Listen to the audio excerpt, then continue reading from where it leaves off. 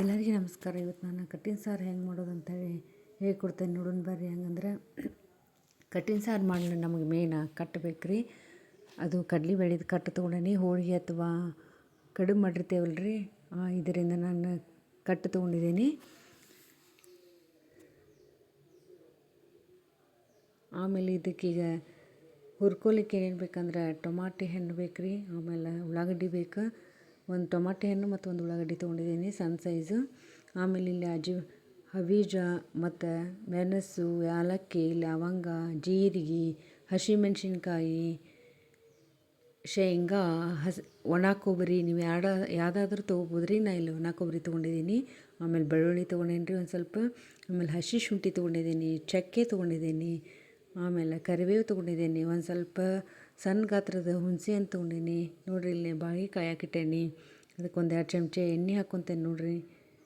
ಎಣ್ಣೆ ಹಾಕ್ಕೊಂಡು ಉಳ್ಳಾಗಡ್ಡಿ ಹಾಕ್ಕೊಂಡೆ ಬರೀ. ಮೊದಲು ಉಳ್ಳಾಗಡ್ಡಿ ಕೆಂಪಾಗೋ ಚೆನ್ನಾಗಿ ಇದು ಆಗ್ಬೇಕು ರೀ. ಆಮೇಲೆ ಹಸಿಮೆಣ್ಸಿನ್ಕಾಯಿ ಹಾಕ್ಕೊತೀನಿ. 1-2 ಮೆಣ್ಸಿನ್ಕಾಯಿ ಸಾಕ್ರಿ, ಯಾಕಂದ್ರೆ ಈಗಾಗಲೇ ನಾವು ಮೆಣಸು ಅದು ಯೂಸ್ ಮಾಡಾಕೊಂತೀವಿ. ಮೆಣಸು, ಹಸಿ ಶುಂಠಿ ಅದು ಯೂಸ್ ಮಾಡ್ತಿದ್ದೇವಲ್ಲ ರೀ, ಅದು ಖಾರ ಆಗ್ತೈತೆ. ಅದಕ್ಕೆ 2 ಮೆಣ್ಸಿನ್ಕಾಯಿ ತೊಗೊಂಡೇನಿ. ಲವಂಗ ಯೂಸ್ ಮಾಡ್ತೇವೆ, ಅದು ಕೂಡ ಖಾರ ಇರ್ತೈತಿ. ಒಂದು ಸ್ವಲ್ಪ ಲವಂಗ ಮತ್ತು ಏಲಕ್ಕಿ ಎಲ್ಲ ಒಂದೊಂದು ಸೇರಿಸ್ಕೊಂಡು ಹೋಗ್ತೇನೆ ರೀ. ಕರಿಬೇವು,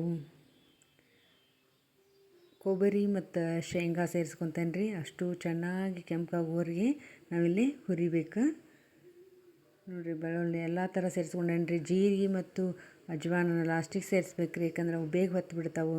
ಅದಕ್ಕೆ ಇವಷ್ಟು ಚೆಂದಾಗಿ ಹುರ್ಕೊಂಡಾದ್ಮೇಲೆ ಆಮೇಲೆ ಅವನ್ನ ಸೇರಿಸ್ಕೋಬೇಕು ರೀ. ಕೆಂಪು ಬಣ್ಣ ಬರೋ ತನಕ ಸರಿಯಾಗಿ ಅವನ್ನ ಹುರ್ಕೋಬೇಕು ರೀ.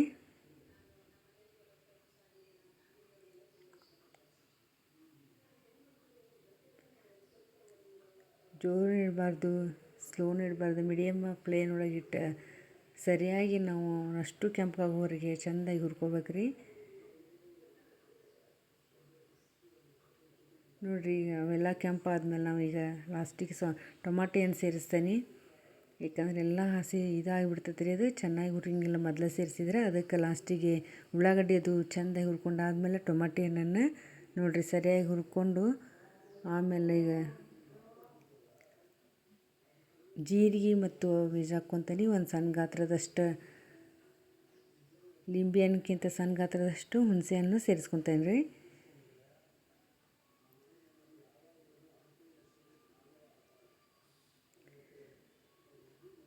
ಚೆನ್ನಾಗಿ ಫ್ರೈ ಆಗ್ಬೇಕ್ರಿ. ಈಗ ಆದಮೇಲೆ ಸ್ಟವ್ ಆರಿಸಿ 5 ನಿಮಿಷ ತಣ್ಣಗಾದ್ಮೇಲೆ ಮಿಕ್ಸರಿಗೆ ಸೇರಿಸ್ಕೋಬೇಕ್ರಿ. ಸುಡೋದಿದ್ದಾಗ ಮಿಕ್ಸರಿಗೆ ಹಾಕ್ಕೋಬಾರ್ದು ನೋಡಿರಿ. ಎಲ್ಲ ಚೆನ್ನಾಗಿ ಕೆಂಪಾದ್ಮೇಲೆ ಈಗ ಹಬೀಜ ಮತ್ತು ಜೀರಿಗೆ ಸೇರಿಸ್ಕೊತೇನೆ ರೀ. ಅವು ಒಂದು 2 ನಿಮಿಷ ಚೆನ್ನಾಗಿ ಎಲ್ಲ ಕಡೆ ಹೊಂದ್ಕೊಂಡು ಆಮೇಲೆ ಕೆಂಪು ಆಗೋ ತನಕ ಇರಬೇಕು ನೋಡಿರಿ. ಚೆಂದಾಗಿ ಹುರ್ಕೊಂಡಾದ್ಮೇಲೆ ಈಗ ಗ್ಯಾಸನ್ನು ಆಫ್ ಮಾಡಿ ಈಗ ಮಿಕ್ಸರಿಗೆ ನುಣ್ಣಗೆ ರುಬ್ಕೊಂಬರ್ತೇನೆ ರೀ. ನೋಡಿರಿ, ಮಿಕ್ಸರಿಗೆ ಸಣ್ಣ ಆಗಲಿಲ್ಲ ಅಂದ್ರೆ ಕಟ್ಟು ಅಥವಾ ಇದು ಹಾಕ್ಕೋಬೇಕು ರೀ, ಹುಣಸೆ ರಸ ಹಾಕ್ಕೋಬೇಕು. ನೀರನ್ನು ಸೇರಿಸ್ಬಾರ್ದು. ಈಗ ನಾ ಇಲ್ಲಿ ಇನ್ನೊಂದು ಸ್ವಲ್ಪ ನುಣ್ಣಗಾಗಕ್ಕೆ 1-2 ಚಮಚದಷ್ಟು ಬ್ಯಾಳೆ ಕಟ್ಟೇನು ತೆಗೆದಿದ್ವಲ್ಲ ರೀ, ಅದನ್ನು ಸೇರಿಸ್ಕೊತೇನೆ ನೋಡಿರಿ. ಚೆನ್ನಾಗಿ ನುಣ್ಣಗೆ ರುಬ್ಕೊಂಬನ್ನಿ. ಈಗ ಒಗ್ಗರಣೆ ಕೊಡೋಣಂತ್ರಿ. ಒಗ್ಗರಣೆ ಕೊಡಾಕ ಅಲ್ಲಿ ಬಾಣಲೆ ಇಟ್ಟೇನಿ ರೀ. ಅದಕ್ಕೆ 1-2 ಚಮಚದಷ್ಟು ಎಣ್ಣೆ ಹಾಕ್ಕೊತೇನೆ. ಸಾಸಿವೆ ಜೀರಿಗೆ ಸೇರಿಸ್ಕೊತೇನೆ ನೋಡಿರಿ. ಎಣ್ಣೆ ಕಾದಾದ್ಮೇಲೆ ನೋಡಿರಿ, ಎಣ್ಣೆ ಕಾದಿದೆ. ಸಾಸಿವೆ ಜೀರಿಗೆ ಸೇರಿಸ್ಕೊಂಡು ಆಮೇಲೆ ನಾ ರುಬ್ಬಿಟ್ಕೊಂಡಂತಹ ಮಸಾಲೆನ ಅದಕ್ಕೆ ಸೇರಿಸ್ಕೊತೇನೆ ರೀ. ಆಮೇಲೆ 1 ಚಮಚದಷ್ಟು ಅರ್ಶಿಣ ಪೌಡ್ರ್ ಹಾಕ್ಕೊತೇನೆ.